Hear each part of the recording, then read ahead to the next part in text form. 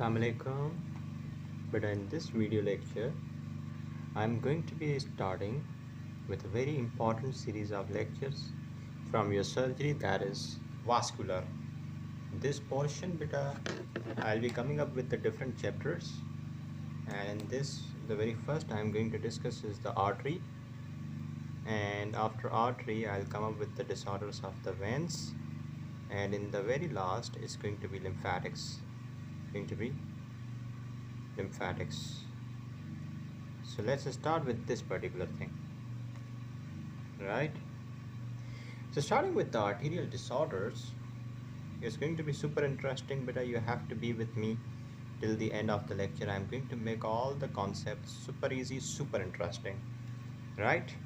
So what happens is, beta, the very first thing in the arterial disorders we're going to study is the chronic limb ischemia, especially the lower limb ischemia.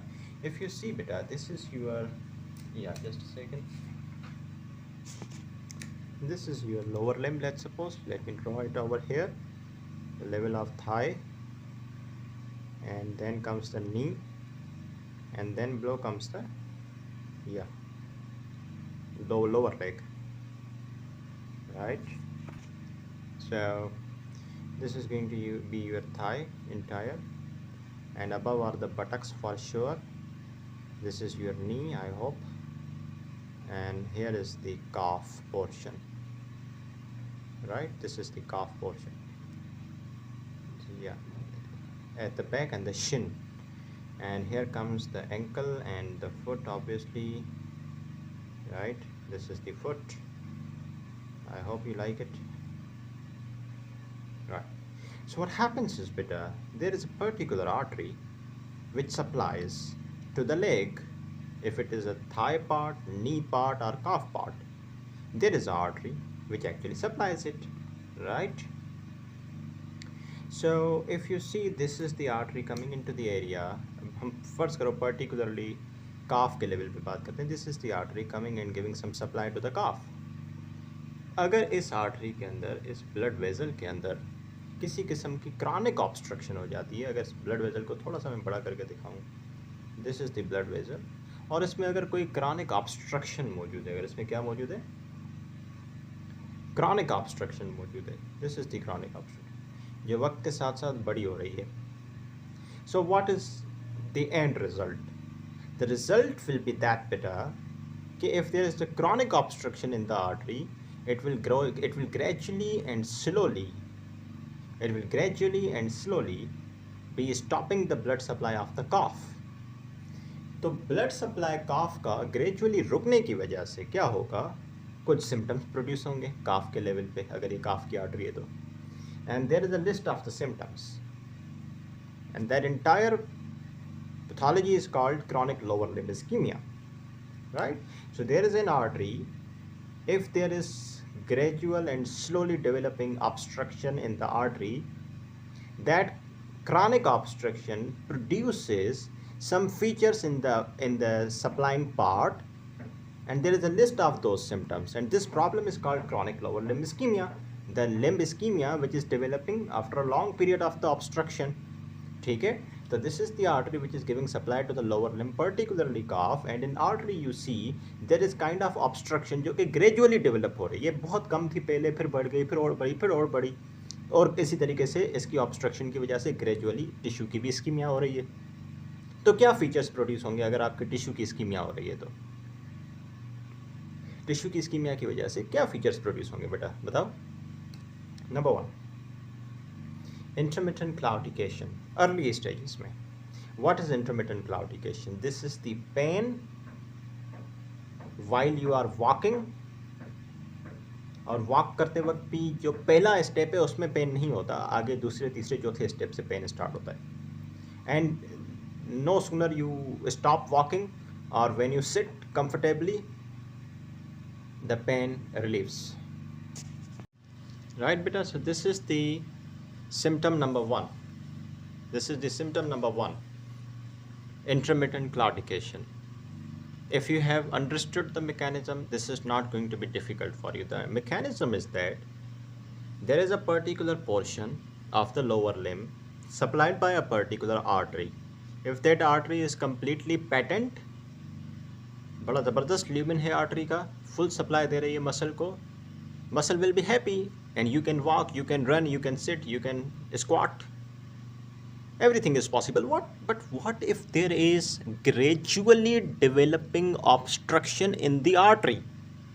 If there is gradually developing obstruction in the artery, what will happen? It will gradually compromise the blood supply of the particular area, और symptoms भी gradually produce होंगे, जैसे कि शुरू में intermittent claudication होती है, that is pain while walking और running, and it relieves when you stop walking, when you sit और when you stand just but not walking. और जैसे ही ये इस्कीमिया वर्स होती है वक्त के साथ, तो फिर स्टार्ट होता है रेस्ट पेन। लेटर स्टेजेस में तो रेस्ट पे भी पेन होता है मरीज को, ठीक है। इसके अलावा क्या फीचर्स आएंगे? जैसे जैसे इस्कीमिया वर्स होती जाएगी, जैसे जैसे जो ऑब्स्ट्रक्शन है वो ग्रेजुअली बढ़ती जाएगी, there will be the coldness of the area. जाहिर सी बात है, आर्टरी ऑक्लूड हुई हुई है क्रॉनिकली, ब्लड सप्लाई टिश्यू को मिल नहीं रहा तो टिश्यू ठंडा ही हो जाएगा, ब्लड नहीं मिलेगा तो टिश्यू ठंडा पड़ जाएगा, कोल्ड हो जाएगा।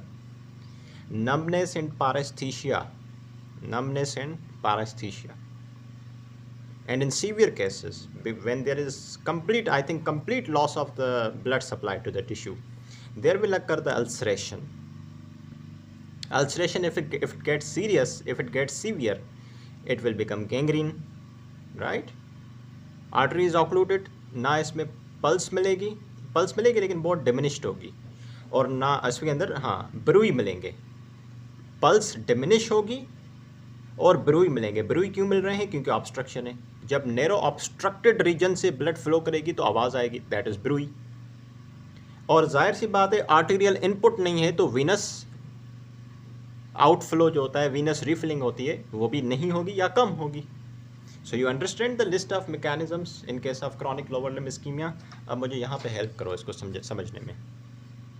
Let's suppose this is the calf, ठीक है, this is the blood vessel which is supplying to the area of the cough. Initially, now I'm going to develop the chronic obstruction, right? Earlier इतनी obstruction थी, ठीक है, फिर लगे हाथों वक्त बढ़ते साथ साथ ऑब्स्ट्रक्शन थोड़ी बढ़ गई। क्रॉनिक जो चीज़ होती है वो तो ऐसे ही डेवलप होती है ना, जो अक्यूट ऑब्स्ट्रक्शन है वो ऐसे होती है कि ये ब्लड वेसल है, सडनली इसके अंदर क्लॉट आ गया या एम्बोलस आ गया और सडनली इतनी बड़ी ऑब्स्ट्रक्शन हो गई। This is the acute scenario. But in chronic cases the obstruction occurs gradually and slowly, ये वक्त के साथ ख़राब होती है और आगे चल के कुछ महीनों बाद, सालों बाद फिर ये ऑब्स्ट्रक्शन इतनी वर्स हो जाएगी और एक वक्त आएगा कि आर्टरी बिल्कुल ही ऑक्लूड हो जाएगी। अब मुझे बताओ, जब पेशेंट इस स्टेज पे होगा तो सिम्टम्स लाइटर नोट पे होंगे, इस स्टेज पे होगा तो सिम्टम बहुत सीवियर होंगे। तो वो लिस्ट ऑफ सिम्टम्स बताते हैं क्या होंगे। अर्ली स्टेजेस में सबसे पहले क्या होता है? Intermittent क्लॉटिकेशन। What happens in intermittent claudication? The patient has pain while walking, but when he stops walking, either he is standing or sitting, the pain relieves, right? Pain relieves completely. और दूसरी बात, pain during walking is intermittent claudication, but not from very first step, not from very first step, ठीक है, second step, third step से। This distinguishes intermittent claudication from the osteoarthritis, उसमें पहले step से ही pen होता है, ठीक है। लेटर स्टेजेस में क्या होगा? पेन आपको रेस्ट पे आना शुरू हो जाएगा, रेस्ट पेन स्टार्ट हो जाएगा। आगे चल के क्या प्रॉब्लम्स क्रिएट होंगी? ब्लड सप्लाई जाहिर सी बात है अफेक्ट हुआ है तो टिश्यू की इस्कीमिया होगी, अल्सर बन सकते हैं, अल्सर और ख़राब होंगे तो उसमें गैंग्रीन हो जाएगा, ठीक। आर्टरी ऑक्लूडेड है तो जो पल्स है वो बिल्कुल आपको डिमिनिश मिलेगी, ऑब्स्ट्रक्शन की वजह से आपको ब्रूई मिलेंगे, ऑब्स्ट्रक्शन की वजह से आपको ब्रूई मिलेंगे, ठीक। और क्या चीज़ें थी अब बताओ, अब समझ आ रहा है बेटा? आर्टीरियल इनपुट कम है, वीनस रिफिलिंग कम होगी, और ये चीज़ें तो हम भूल ही गए, coldness, numbness and paresthesia. This is the chronic lower limb ischemia. I hope you are liking it now.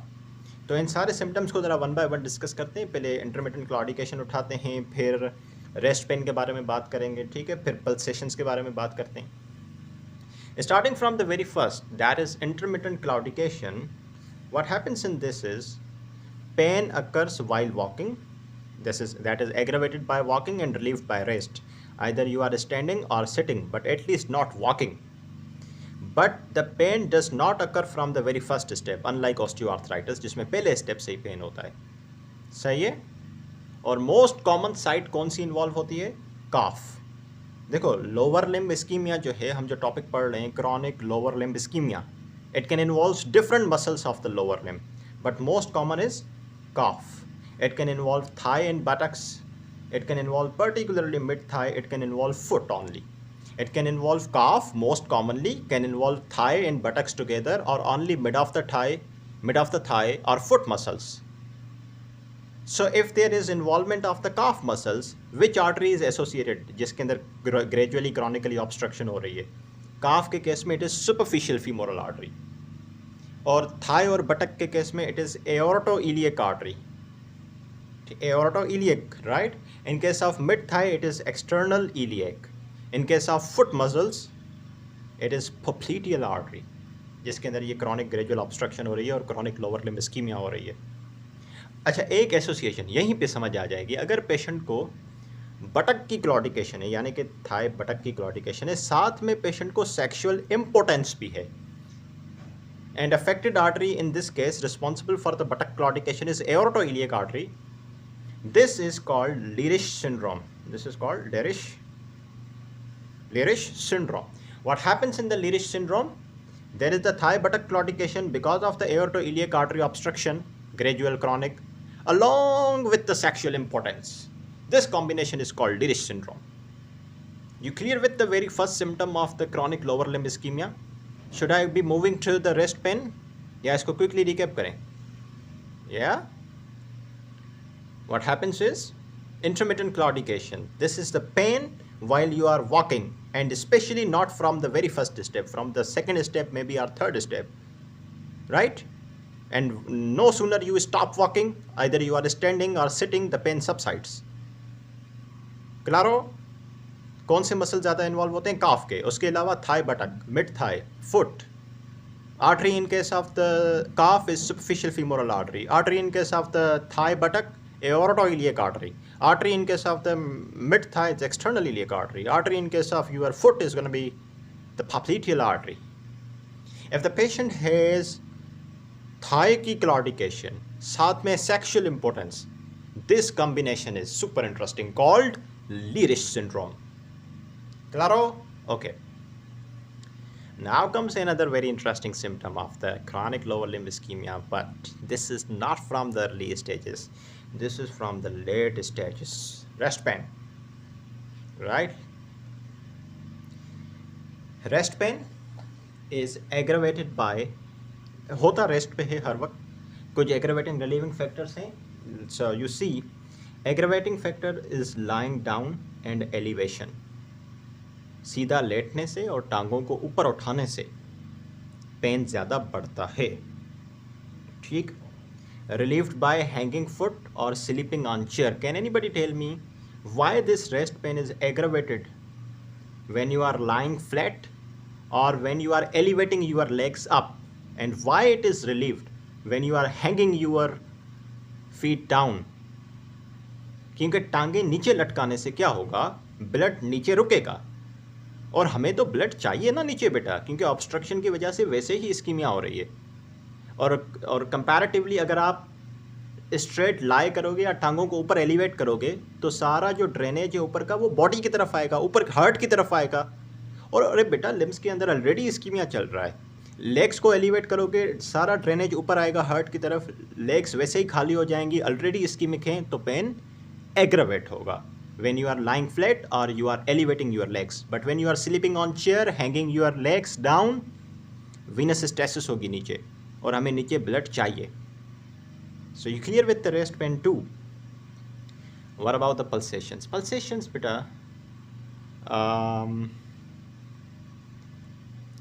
pulsations are absent, right? अगर कोलेटरल्स नहीं बने तो देखो असल में क्या होता है बेटा, ये आर्टरी है और ऑक्लूडेड आर्टरी है, ठीक है। अगर कोलेट्रल्स नहीं बनाए इसने, आगे चल के ये आर्टरी ऑक्लूजन की वजह से कोलेट्रल्स बनाती है ताकि टिश्यू का ब्लड सप्लाई इंटेक्ट रहे। लेकिन अगर कोलेट्रल्स अगर बन गए हैं फिर तो आपको पल्स अच्छी मिलेगी। अगर कोलेट्रल्स नहीं बने, ऑब्स्ट्रक्टेड है, तो जाहिर सी बात है पल्स डिमिनिश मिलेगी। और अगर कोलेट्रल्स नहीं बने, यही एक आर्टरी है, तो ज़ाहिर है ब्रूई भी मिलेंगे, क्योंकि ज़ाहिर है यहाँ से ब्लड को मूव करने में मुश्किल होगी और यहाँ पे ये ब्रूई क्रिएट होंगे, ठीक। Okay, so if the collaterals are not formed, pulse जाहिर सी बात है डिमिनिश होगी। कोलेट्रल्स बन गए हैं तो पल्स मिलेगी, ठीक है। और अगर एक्सपेंसाइल पल्स मिलती है तो ये एन्यूरिज्म की निशानी है। Disappearing pulse, right, then previously palpable pulse and suddenly it diminishes and reappears. ये इसका पैटर्न होता है, but I am not going to confuse you बेटा, I'll be keeping it easy, just follow me on the next page। मैं इसको recap करके आपकी सारी चीज़ें क्लियर करता हूँ, सही। These are few more symptoms of chronic lower limb ischemia, but before I really go to this part, I have to recap it, right? Okay, now बेटा आपने मुझे इसमें रिकॉल करवाना है chronic lower limb ischemia.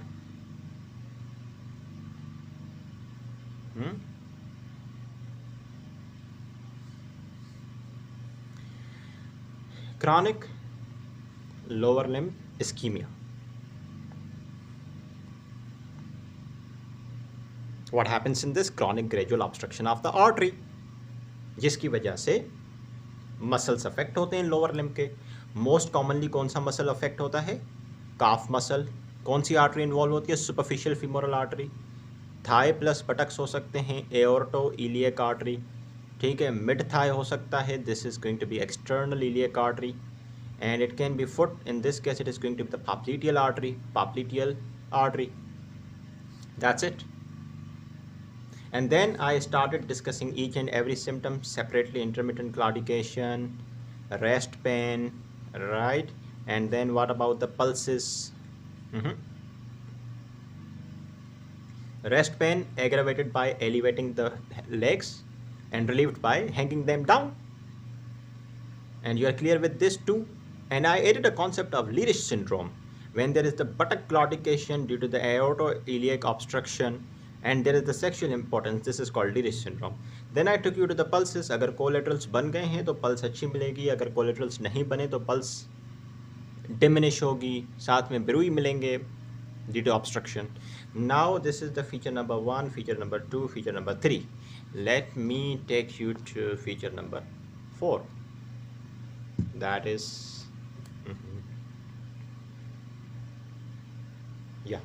that is temperature and bruit. What happens is, beta, let me tell you, it depends. If there is severely ischemic foot or early stage moderately ischemic foot, if it is severely ischemic foot तो बिल्कुल ठंडा हो जाता है, cold पड़ जाता है। अगर मॉडरेटली इस्कीमिक है तो वो इक्विलिब्रियम में होता है, इतना ठंडा नहीं होता है, एनवायरनमेंट के साथ इक्विलिब्रियम में होता है, ठीक। This is about the temperature. अच्छा, व्हाट अबाउट द ब्रूई? ब्रूई मिलेंगे क्योंकि आर्टरी में स्टेनोसिस है, ऑब्स्ट्रक्शन है, सही। अच्छा, अगर एवी फिस्टुला बन गए, एबनॉर्मल वैस्कुलर कनेक्शन, तो मशीनरी मरमर मिलेगी, ठीक है। अक्यूट इस्कीमिया है, जो कि हम अक्यूट को डिस्कस नहीं कर रहे, खैर अगर अक्यूट इस्कीमिया है लेट्स सपोज, तो उस टांग की पैरालिसिस हो जाती है और इनसेंसेट हो जाती है, यानी कि सेंसेशन सारी लॉस हो जाती हैं। अगर क्रॉनिक लिम्ब इस्कीमिया है जो कि हम डिस्कस कर रहे हैं, उसमें किसी किस्म की पैरालिसिस नहीं होती, सेंसेशंस मौजूद होती हैं, नंबनेस और पारेस्थीसिया होती है, वो अलग बात है, लेकिन सेंसेशंस तो अवेलेबल है ना, पिन प्रिक करो उसको महसूस होगा, ठीक है, right. That's so easy. If somebody asks you, there is severe ischemia of the foot, what will be the temperature? What will be the temperature? Cold. If there is moderate ischemia of the foot, it will be equilibrating with the environment. Okay, acute cases में, which is not our topic currently, there will be sudden paralysis and loss of sensations, which is not in case of chronic. ब्रूई मिलेगी बिल्कुल, artery में stenosis है, obstruction है, ब्रूई मिलेंगे. What about the machinery murmur? अगर fistula create हो गए हैं तो मशीनरी मर्मर मिलेगा. That's so simple. ठीक है, मैं इसको कंफ्यूज नहीं करूंगा मजीद. Now बेटा,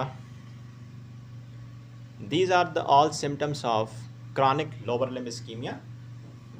Now we are going to be busy with the investigations. There what investigations we can order to confirm if it is chronic lower limb ischemia or not, and then we'll be looking on to the management part, right? Okay, so quick recap of symptoms: intermittent claudication, which is early symptom, rest pain, then pulses which are absent if no collaterals, if collaterals they are present. What about the bruit? There is bruit if there is stenosis, and there occurs machinery murmur if there is AV fistula formation, right? If the foot is severely ischemic, there occurs the coldness. If it is not severely affected, so there will be equilibrium with the surrounding. That's easy. Okay. What about the investigations? Before we go to the specific investigations, before we really target that artery which is getting gradually obstructed with the help of Doppler ultrasound, we need to order some baselines.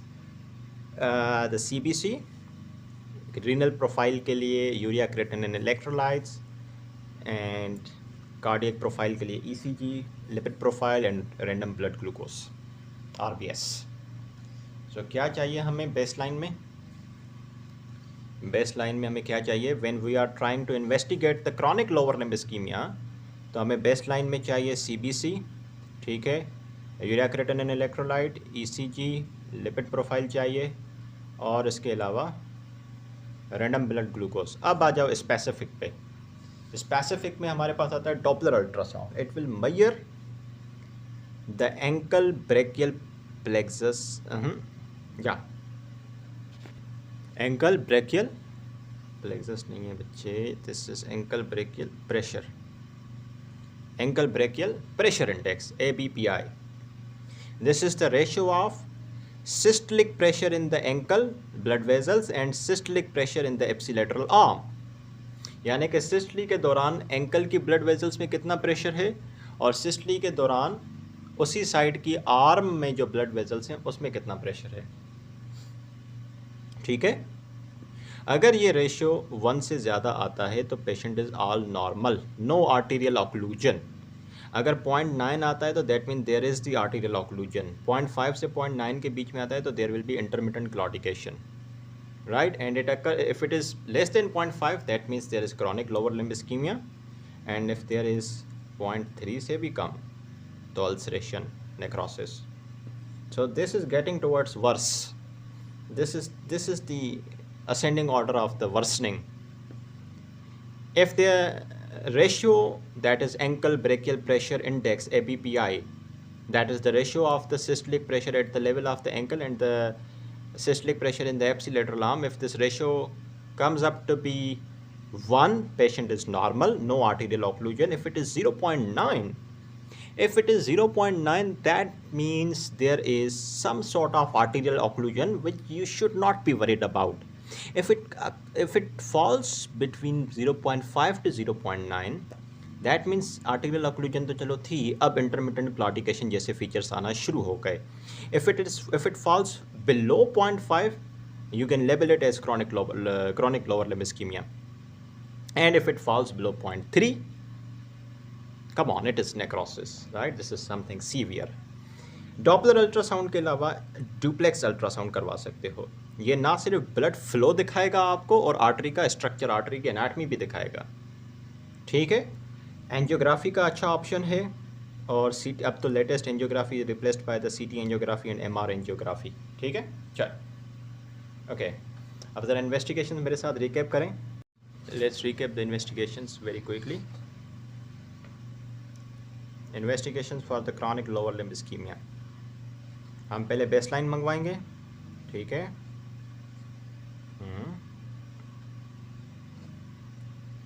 क्या मिलेगा baseline में, बोलो. हमें चाहिए CBC, हमें चाहिए kidney का profile, हमें चाहिए कार्डियक प्रोफाइल, हमें चाहिए लिपिड प्रोफाइल, ठीक है, और हमें चाहिए एक और चीज़, that is random blood sugar, ठीक है। Okay, great. अच्छा जी, now let me take you to the specific investigations. Specific में हमने क्या मंगवाया? Doppler ultrasound. This will give you ankle brachial pressure index, ABPI. This is the ratio between what? Ratio between the systolic pressure in ankle blood vessel to systolic pressure in ipsilateral arm vessels.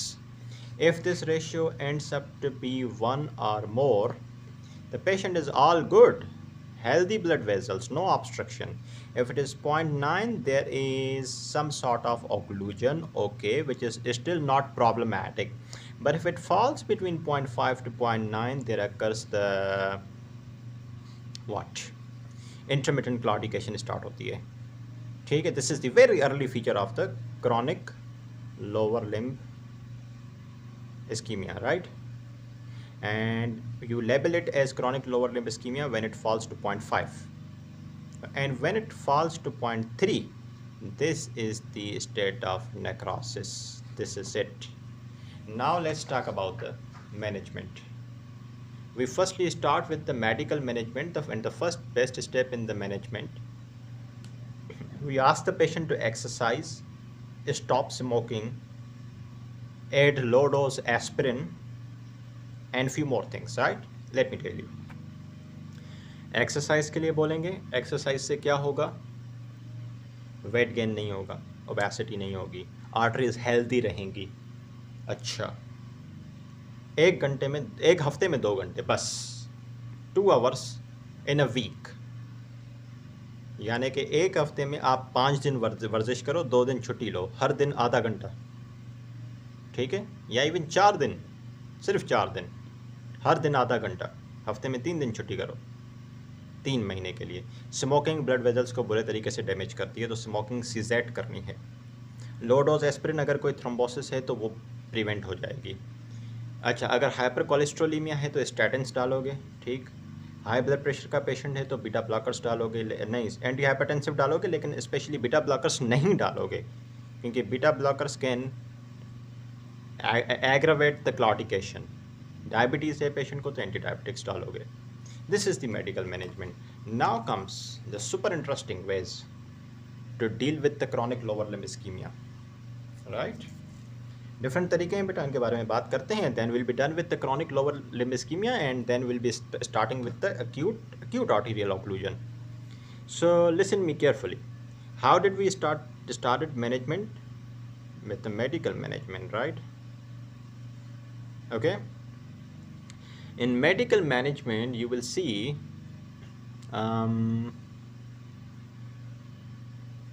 we ask the patient to do some exercise 2 hours per week for 3 months. That's a great deal, not really difficult. Smoking बंद करनी है, good. उसके अलावा low dose aspirin डालो ताकि thrombosis ना हो और आर्टरी ऑक्लूड ना हो। हाइपर कोलेस्ट्रोलीमिया है तो स्टैटिन्स डालो, ठीक है, डाल दी, गुड। और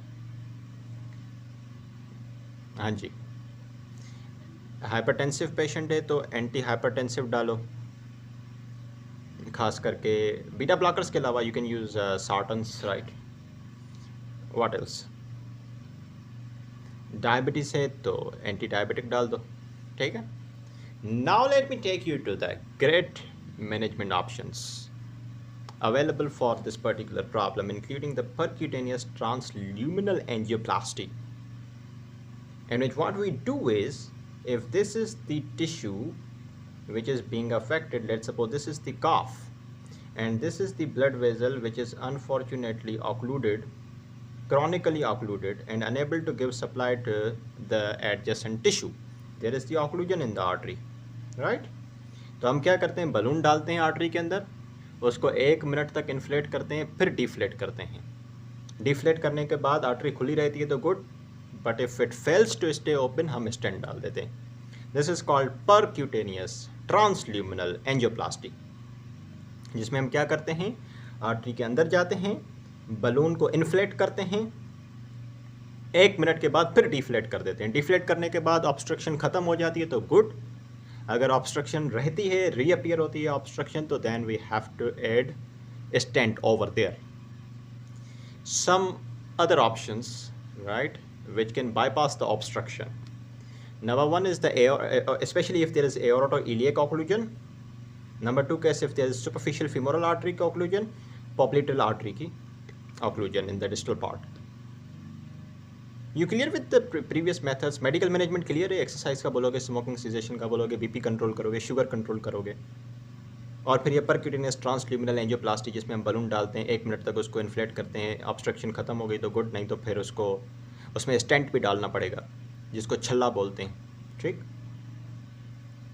एओर्टोइलियक occlusion, what we gonna do?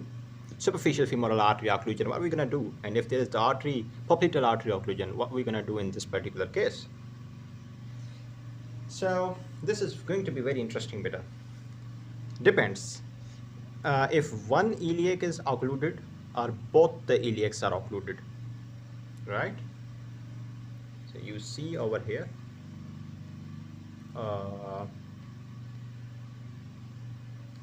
just a second, yeah.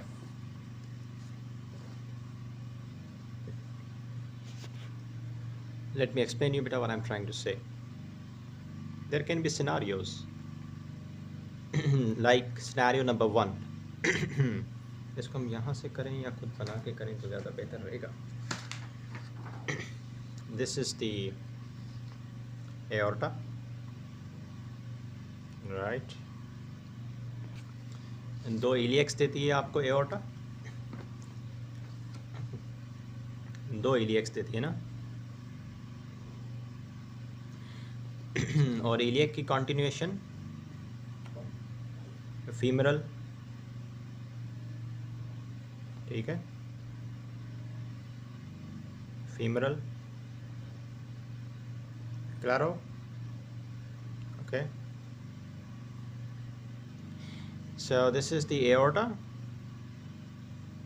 then comes the level of iliac, these are the femorals. Scenario number 1, या एओर्टो इलियक ऑब्स्ट्रक्शन है, देखो मतलब या तो एओर्टा के लेवल पे ऑब्स्ट्रक्शन है या तो इलियक के लेवल पे ऑब्स्ट्रक्शन है। सो इस केस में क्या करें, चाहे एओर्टा पे हो चाहे इलियक के लेवल पे ऑब्स्ट्रक्शन हो। The one thing we can do is the aorto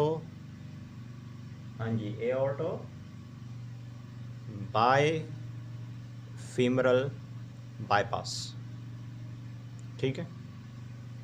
ये एक आप बाईपास क्रिएट करो जो कि इस ऑक्लूजन को बाईपास करके डायरेक्टली ओपन कर दे फीमरल आर्टरी में डिस्टल टू द ऑब्स्ट्रक्शन, ठीक है। आप दोनों तरफ लगाते हो तो इसका नाम बन जाता है aorto bifemoral bypass on both the sides. Clear? Any problem so far? Tell me. एक ही ऑप्शन है। अच्छा, दूसरा ऑप्शन है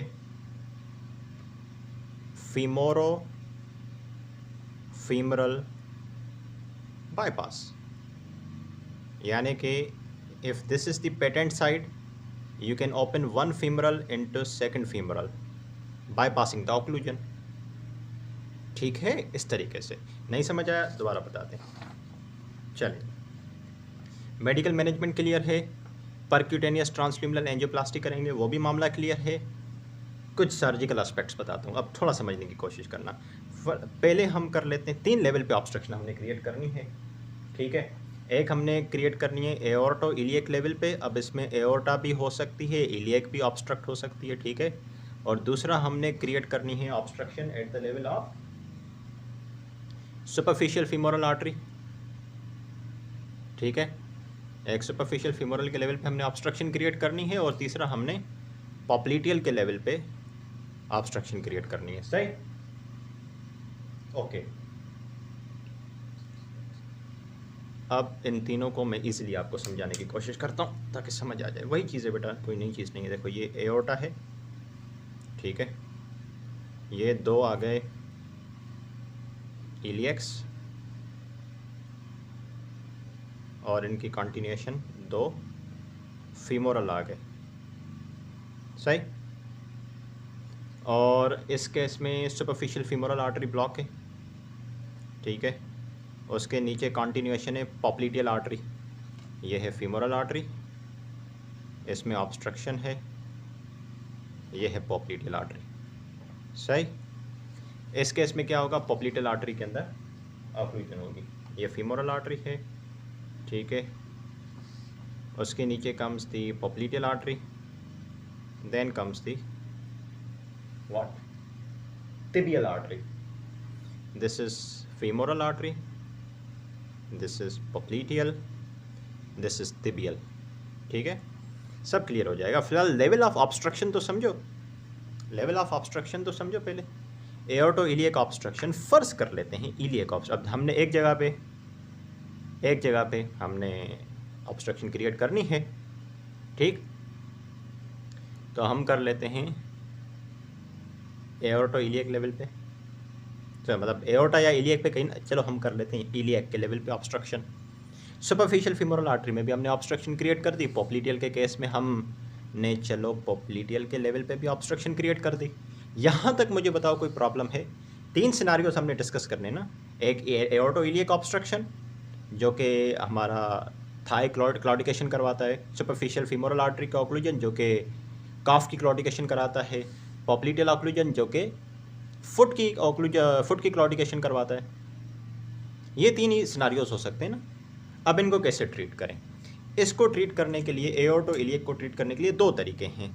या तो आप एओर्टो बायफीमोरल कर दो, सही, मसला हल हो गया, या तो फीमोरल कर दो, कोई इसमें रॉकेट साइंस नहीं बेटा। ऑब्स्ट्रक्शन बाईपास कर दी, एओर्टो इलियक, एओर्टो फीमोरल यानी कि एओर्टो बायफीमोरल हो गया या फीमोरल हो गया। दोनों केसेस में ऑब्स्ट्रक्शन बाईपास हो गई, एओर्टो बायफेमोरल या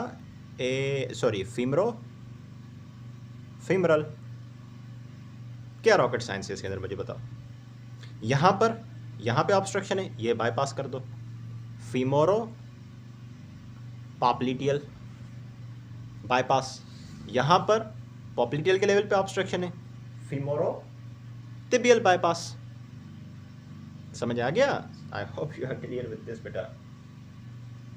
सो अगेन मेडिकल मैनेजमेंट, उसके बाद परक्यूटेनियस ट्रांसट्यूबुलर एंजियोप्लास्टी करने की कोशिश करते हैं, उसके बाद हम सर्जिकल मेथड पे आते हैं। 3 सिनारियोज हम रखते हैं, या तो एओर्टो इलियक लेवल पे ऑब्स्ट्रक्शन है, या फीमरल के लेवल पे ऑब्स्ट्रक्शन है, या पॉप्लीटियल के लेवल पे ऑब्स्ट्रक्शन है। एओर्टो इलियक लेवल पे ऑब्स्ट्रक्शन है तो इस केस में क्या करेंगे, या तो एओर्टो बायफीमोरल का ऑप्शन है और दूसरा ऑप्शन है आपके पास फीमरल का। करना तो ऑब्स्ट्रक्शन को बाईपास है ना, कान को ऐसे पकड़ो या वैसे। फीमरल आर्टरी के लेवल पे ऑब्स्ट्रक्शन है तो पॉप्लीटियल बाईपास कर लो, पॉप्लीटियल के लेवल पे ऑब्स्ट्रक्शन है तो फीमरोटिबियल कर लो। दिस इज ऑल अबाउट बेटा chronic lower limb ischemia, and that's all about the lecture. I'll be coming up with the acute arterial occlusion from the very next lecture. Thank you so much beta. Class dismissed.